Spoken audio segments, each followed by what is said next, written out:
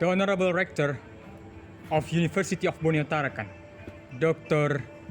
Katarina Mulyana SH SEMH, the Honorable Dean of Faculty of Teachers Training and Education, Dr. Suyadi SS MED, the Honorable Head of English Education Department, Miss Romla Ulveika, SPD, MPD, and respectable brothers and sisters. Assalamualaikum warahmatullahi wabarakatuh. Good evening. Waalaikumsalam warahmatullahi wabarakatuh. Good evening. First things first, I would like to thank to God Almighty. Because of His guidance and bless, we can all attend this meeting. We can all attend this space today.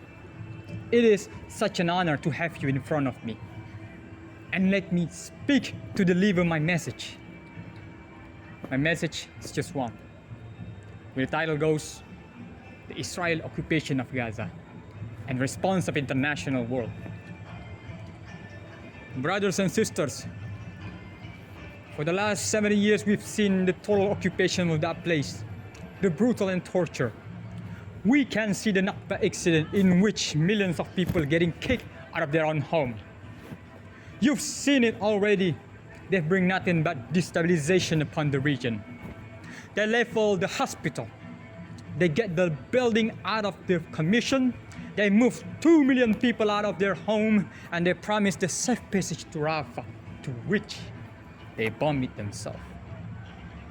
How can the so-called most normal armies in the world done such things? They have no moral. There is no such a thing as moral within them. They kill, they murder, they torture, they kidnap. And before you blame the Hamas in this accident, I must say what they did is also crazy and cannot be accepted. But why don't we look back? But why don't we look back to what happened? What caused them to do this in the first place? Their crime and everything. But how can such a people can get away with such a crime? The ICC, which stands for International Criminal Court, many times have tried to bring Netanyahu and his cronies to justice. But it never went well due to American intervention and their allies. This one is enough to prove that this nation has set up lobbies in those couple of nations, particularly the West. We have seen the fall of West, because by doing this, it means that their policy and everything will be matched up to the interests of those of a nation of Israel. We can name some of them states like United States of America, it is obvious, followed by English, France, German, Polish, you name it, even Saudi Arabia. What a shame to his own brothers. And let me tell you, my friend, this is not only limited to Muslims and Arabs, but everybody, all the human. You see, before the war even conducted, there are a total of 12% of Christian population in Palestine. And only by one years, we can see the result. It cut down to 2%. This is a total genocide.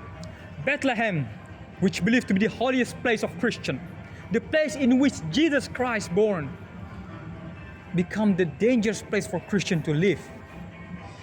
They're getting harassed by the settler, by those people.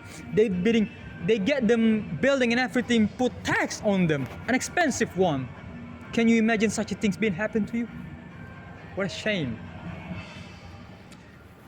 The Western world many times have sent money to these people. They send it to them, like billions. I'm talking about billions upon billions of dollars just to fight this resistance group to which they claim a terrorist, the parties and everything. Yet, they're civilian. Their people had enough of it. They had enough of their tax money being used to conduct a genocide, to conduct a war of annihilation. I mean, this is basically a new Nazi, a new dictatorship, a new apartheid region. And these people boycotting it. They're taking action upon the street. You could see the route from Italy, or maybe those in Colombia, or maybe even some in Asia. And it hit them hard. It hits them hard to the core. We see it already. Why don't we take an action, dude? We get it on. We will never stop until the war is stopped itself. Because we've seen it already. This nation has escalated the war, the conflict. They involve Lebanon and now Iran. Like, how far will you pull this? How far can you take this? Brothers and sisters, we must take an action, and we will do it immediately. I invite everybody who hear me today, those who watch and those who come today, to join our cause, because our cause is true and right, and it's not only for one specific religion, but for humanity. And when I say we against them, it's not against the Jews. I'm not being anti-Semitic. I am against those radical mind of those people that are already being influenced with a new way of thinking, like a radical ideologies.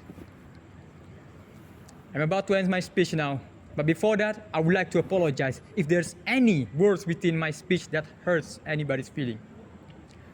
My name is Syamsul Ma'arif Sandi. Thank you for listening to my speech. Assalamualaikum warahmatullahi wabarakatuh. Syamsul Ma'arif Sandi, out. Waalaikumsalam warahmatullahi wabarakatuh.